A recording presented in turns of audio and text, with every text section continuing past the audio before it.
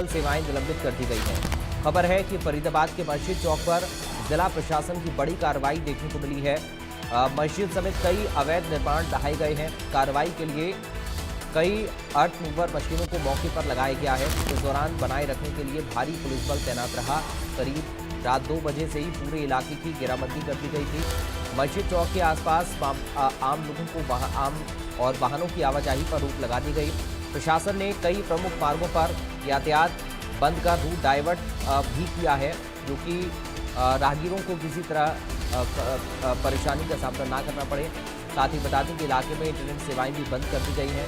गुरुग्राम फरीदाबाद नमो Bharat RRTS corridor भी इसी क्षेत्र से होकर गुजरेगा। विकास परियोजनाओं के मार्ग पर आ रहे निर्माण को हटाने के लिए कार्रवाई की गई है। अधिकारियों का कहना है कि परियोजनाओं में बाधा बनने वाले अन्य अवैध निर्माणों पर भी कार्रवाई जारी रहेगी। मौके पर कांग्रेस विधायक आफ्ताब अहमद भी पहुंच गए। आफ्ताब अहमद ने कहा कि रात के अंधेरे में की गई ये कार्रवाई कायराना है, ये मानवता के खिलाफ है।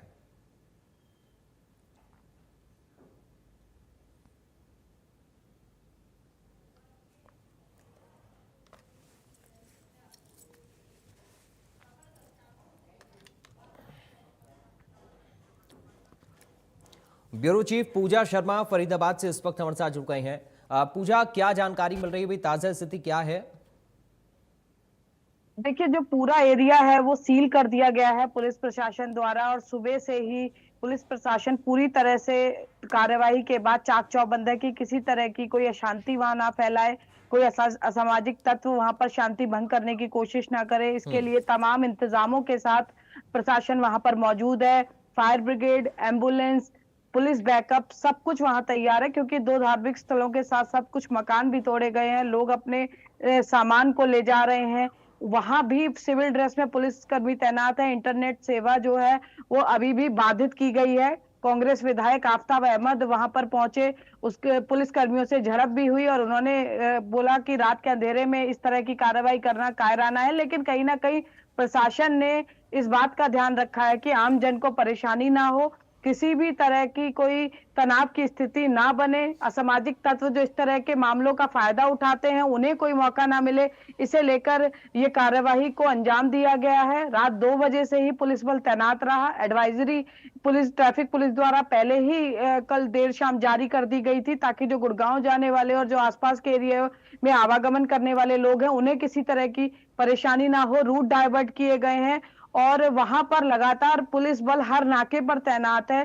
पूरे एरिया को चारों तरफ से सील कर दिया गया है। बड़े वाहन वहां पर बिल्कुल पूरी तरह से प्रतिबंधित है। यहाँ तक कि दुपहिया वाहन चालकों को भी नहीं जाने दिया जा रहा है आसपास के क्षेत्र में। और अभी जो तोड़फोड़ की है उसका मलबा उठाने का काम जारी है।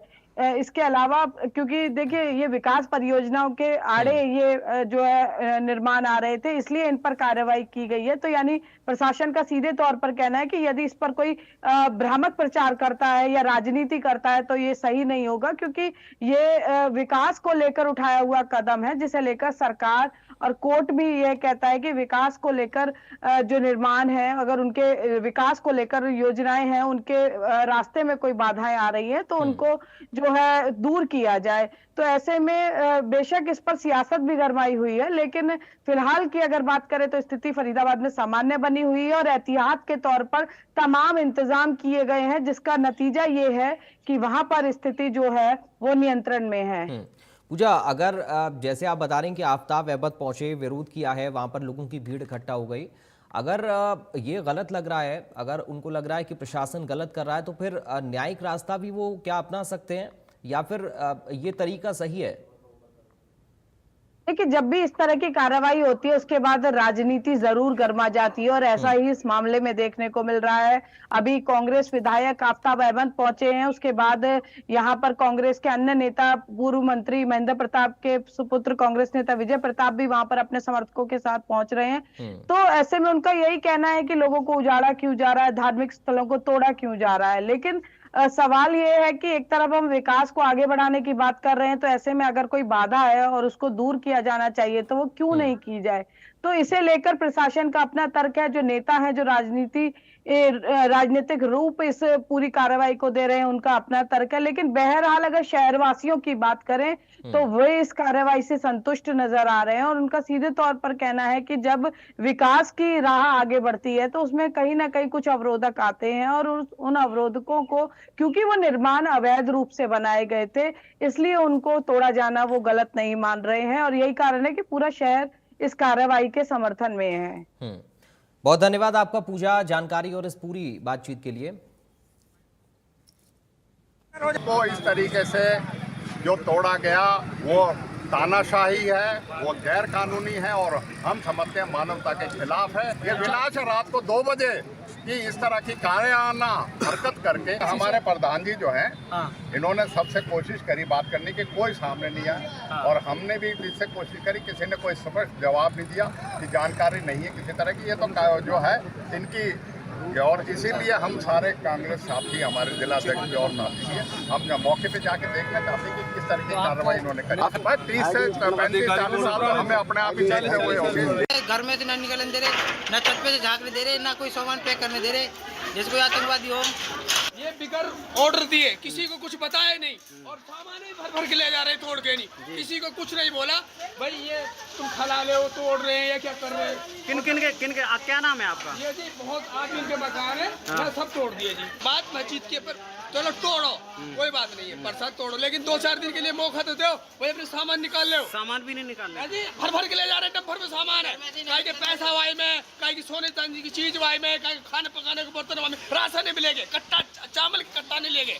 तो देखो कम से कम पब्लिक मारे थे, यही में दवा के मारे थे, फिल्म कर रहे हैं, बहुत फिल्म कर रहे हैं, कहाँ जावे इतनी पब्लिक गरीब आदमी। फरीदाबाद में 2 बड़ी विकास परियोजनाओं के आड़े आ रहे अवैध निर्माणों को धराशायी किया गया। इसमें 2 धार्मिक स्थल भी शामिल रहे, वहीं कई मकान भी तोड़े गए। इसको लेकर जिला प्रशासन द्वारा चाक चौबंद व्यवस्था की गई। रात को 2 बजे से ही पुलिस बल तैनात रहा। देखिए, मैं इस वक्त जहां पर ये कार्रवाई की गई है वहां से लगभग 200 मीटर की दूरी पर हूँ। ये पूरा जो एरिया है वो इस तरह से सील कर दिया गया है, कोई अप्रिय घटना घटे उसको लेकर तमाम इंतजाम किए गए हैं। देखिए, एम्बुलेंस की तैनाती यहाँ पर की गई है, साथ में फायर ब्रिगेड की गाड़ियां खड़ी हैं, यहाँ से पुलिस की गाड़ियां यहाँ पर तैनात हैं। किसी भी तरह की आवाजाही इस एरिया में पूरी तरह से प्रतिबंधित यहाँ पर की गई है। आपको बता दें कि रात को 2 बजे से पुलिस प्रशासन तैनात रहा।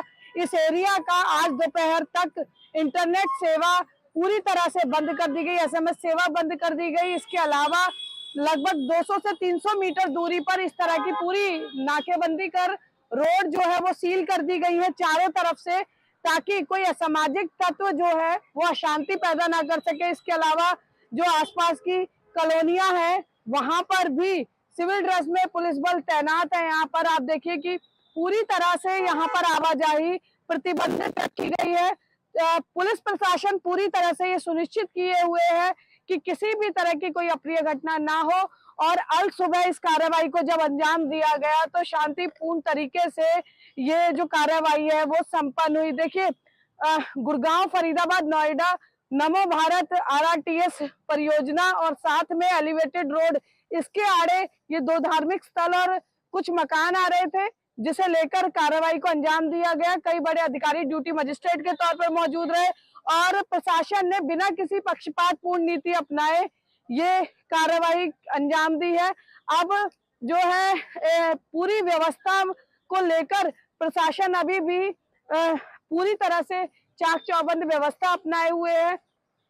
आप देखेंगे यहाँ पर की बैरिकेटिंग जो यहाँ की गई है उसी तरह जहाँ पर ये सैनिक कॉलोनी के पास जहाँ धार्मिक स्थल ध्वस्त किया गया, जहाँ एक और धार्मिक स्थल ध्वस्त किया गया, वहां पर भी पूरी तरह से व्यवस्था इस तरह से चाक चौबंद है कि अगर किसी असामाजिक तत्व ने किसी अशांति फैलाने की कोशिश की तो उसे बख्शा नहीं जाएगा। चप्पे चप्पे पर पुलिस की तैनाती है, सिविल ड्रेस में महिला पुलिस तैनात है। यानी पूरी तरह से ये सुनिश्चित किया गया है कि जो सरकारी कार्य है उसमें किसी तरह की बाधा उत्पन्न ना हो। जो गुरुग्राम जाने वाला रास्ता है वहां डाइवर्जन किया गया है रूट का, इसके वजह से कई जगह पर यातायात का दबाव भी बढ़ा है।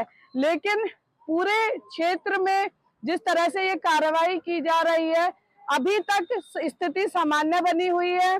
इसके अलावा गुड़गांव जाने के लिए वैकल्पिक मार्ग जो है वो लोग अपना रहे हैं। पुलिस प्रशासन, ट्रैफिक पुलिस द्वारा रात को ही एडवाइजरी जारी कर दी गई थी ताकि आम लोगों को जब वो सुबह अपने कार्यस्थल की ओर निकले तो उन्हें किसी तरह की परेशानी ना हो। पूरे क्षेत्र में जो पुलिस बल तैनात है, खुफिया तंत्र मौजूद है, किसी भी संदिग्ध व्यक्ति को देखकर उस पर नजर बनाए हुए है। तो ऐसे में अब ये योजना के तहत ये जो पूरी कार्रवाई को अंजाम दिया गया, इसे लेकर प्रशासन पूरी तरह से आश्वस्त नजर आ रहा है और ये सुनिश्चित किए हुए है कि आगे भी जो परियोजना को लेकर जो भी अवैध निर्माण है उनके आड़े जो है अवैध निर्माणों को लेकर आगे की कार्रवाई को भी अमल में लाया जाएगा। जो मकान तोड़े गए हैं, लोग शांतिपूर्ण तरीके से अपना, क्योंकि वो अवैध रूप से रह रहे थे, वहां से अपना सामान लेकर जा रहे हैं और आसपास के एरिया में भी जहां भी प्रशासन को कार्रवाई करनी है वहां पर कार्रवाई की जा रही है। प्रशासन ने लोगों से अपील की है कि सरकारी काम में बाधा ना डालें, साथ ही जो व्यवस्था बनाई है उस व्यवस्था का पालन करते हुए प्रशासन का सहयोग करें। फरीदाबाद